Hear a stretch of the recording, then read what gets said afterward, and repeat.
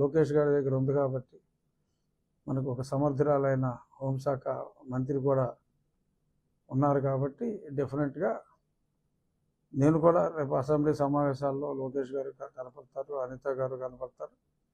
వాళ్ళకి దీన్ని ఒక లెటర్ కూడా, నా వంతు లెటర్ కూడా నేను రాస్తా. ఈ గంజాయి అనేదాన్ని ఎట్టి పరిస్థితుల్లోనూ అరికట్టాలి. చాలా చోట్ల టూత్ బ్రష్లు, టూత్ పేస్ట్లు దొరికినట్టు గంజాయి దొరుకుతుంది అనేది గతంలో మేము మాట్లాడాం. ఓవర్ నైటు అదేమి తగ్గేది కాదు, అన్లెస్ ఉక్కు పాదం మోపితే తప్ప. డెఫినెట్గా ఎక్కువగా పాడైపోయేది విద్యార్థులు కాబట్టి విద్యాశాఖ మంత్రి గారు, హోంశాఖ మంత్రిని ఇద్దరూ కూడా డెఫినెట్గా చర్యలు తీసుకుంటారు. ఆ చర్యలు తీసుకునే విధంగా ఎమ్మెల్యే అయినా కూడా నా వంతు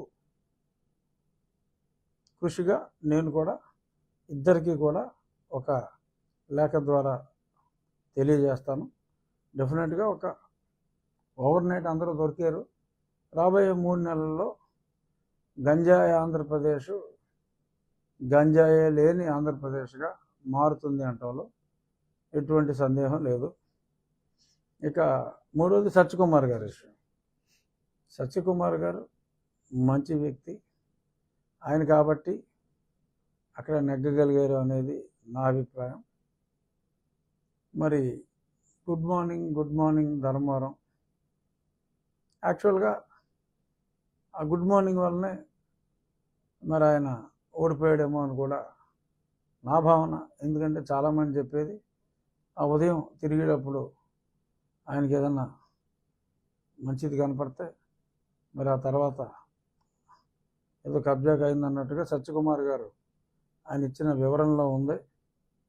మరి అయినా కేటీఆర్ గారు మరి అక్కడ దారుణ పరాభవం తర్వాత ఇంట్రాస్పెక్షన్, ఆయన ఎలా ఓడిపోయాడో ఆయన చూసుకోవాలి. మరి జగన్మోహన్ రెడ్డి గారు ఎందుకు ఓడిపోయారో మరి కేటీఆర్ గారికి అర్థం కాకపోయినా ఓడించిన మా అందరికీ కూడా ఆయన ఎందుకు ఓడిపోయారో స్పష్టంగా తెలుసు. ఈవెన్ నన్ను హింసించినప్పుడు కూడా మరి పెద్ద ఆయనకి తెలియకుండా మరి నన్ను అక్కడి నుంచి పోలీసులు మరి రావణాసురుడు వెళ్ళి అరణ్యంలో సీతనెత్తుకొచ్చినట్టు నన్ను ఒక 10 మంది రావణాసురులు వచ్చి నన్ను ఎత్తుపోయారు. మరి దానికి మరి ఈయన సహకారం కూడా అప్పుడు చాలా ఎక్కువగా ఉందని చెప్పి అది బహిరంగ రహస్యమే.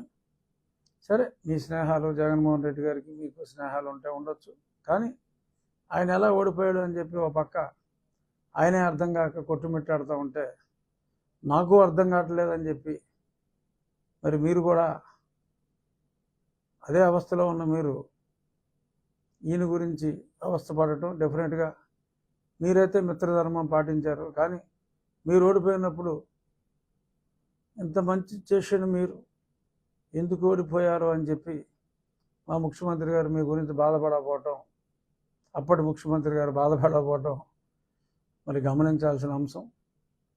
మీరు పట్టించుకున్నంత బాగా మిమ్మల్ని జగన్మోహన్ రెడ్డి పట్టించుకోకపోవటం దురదృష్టం. ఏవైనా జగన్మోహన్ రెడ్డి విషయంలో మీ స్నేహాన్ని మెచ్చుకుంటూ, బట్ మంచి మాట్లాడే, పేరులో సత్యం ఉన్నట్టు ఇప్పుడు సత్యం మాట్లాడే సత్యకుమార్ గారి అకౌంట్ మీరు బ్లాక్ చేయటం అనేది that is not in good taste Taraka Ramarao garu. So అంచేత కుదిరితే ఆ బ్లాక్ తీసేయండి. ఆయనకు వచ్చిన నష్టం లేదు సత్యకుమార్ గారికి, కానీ సత్యాన్ని మీరు గౌరవించరు. సత్యకుమార్ గారిని గౌరవించడమే కాదు, సత్యాన్ని కూడా మీరు గౌరవించరనే అప్రతిష్ట మీకు అనవసరమేమో అని చెప్పి నాకు చెప్పవలసిన అవసరం వచ్చినందుకు నేను బాధపడుతూ, చూద్దాం. ఈ అంశాలు పక్కన పెట్టి నా ప్రోగ్రెస్ రిపోర్ట్ చెప్పేసుకోవాలి.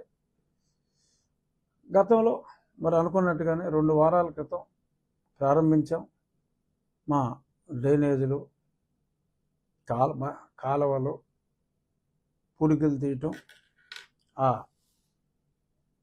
గుర్రపు డెక్క, ఇతర 2-3 రకాల బీట్స్ ఉన్నాయి, అవన్నిటిని తీయటం చక్కగా జరుగుతున్నాయి. ప్రభుత్వ సహకారంతో, ప్రజల సహకారంతో. ఈ